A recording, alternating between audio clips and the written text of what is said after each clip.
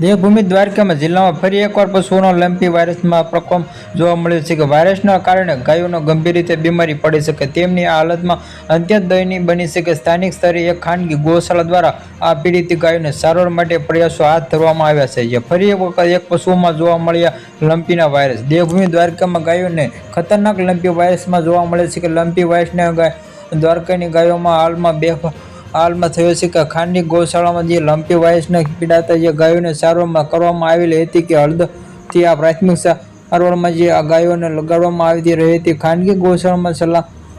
સંચાલકોમાં 35 થી 40 જેટલી ગાયોને સારવાર કરી રહ્યા છે જેમ માધવ ગૌશાળા પ્રથમ ડોક્ટર જયેશ જાદવે જણાવ્યું કે હાલમાં 35 થી 40 ગાયોને લંપી વાયરસ લક્ષણો જોવા મળે છે તેમની સારવારમાં ચાલી રહી છે જે આ રોગચાળામાં યોગ્ય પ્રાથમિક સારવાર માટે હળદરનો ઉપયોગ કરવામાં આવી રહ્યો છે જે વાયરસના ઘા અને સોજા પર લગાવવામાં આવે છે પ્રકારની સારવારમાં દર ગાયોને તાત્કાલિક રાહત આપવાનો પ્રયાસ કરવામાં આવી રહ્યો છે જેથી જીવ બચાવી શકાય જે દ્વારકા ફરી પછાડમાં જોવા મળ્યું છે કે લંપીના વાયરસમાં ગાયોની હાલ દયનીય અને ખાનગી શાળામાં 35 થી 40 સારવાર હેઠળ પ્રાથમિકમાં ઉછેરમાં આવેલ જે આ દેવભૂમિ દ્વારકામાં ફરી એકવાર પશુનો લંપી વાયરસ કહેવામાં આવે છે કહેર મચાવ્યો છે કે જો અનેક ગાયોને હાલ બેહાલ થઈ ગયા છે ખાનગી ગૌશાળા દ્વારા લંપી વાયરસ પીડા રહેલી 35 થી 40 જેટલી ગાયો છે subscribe my channel like share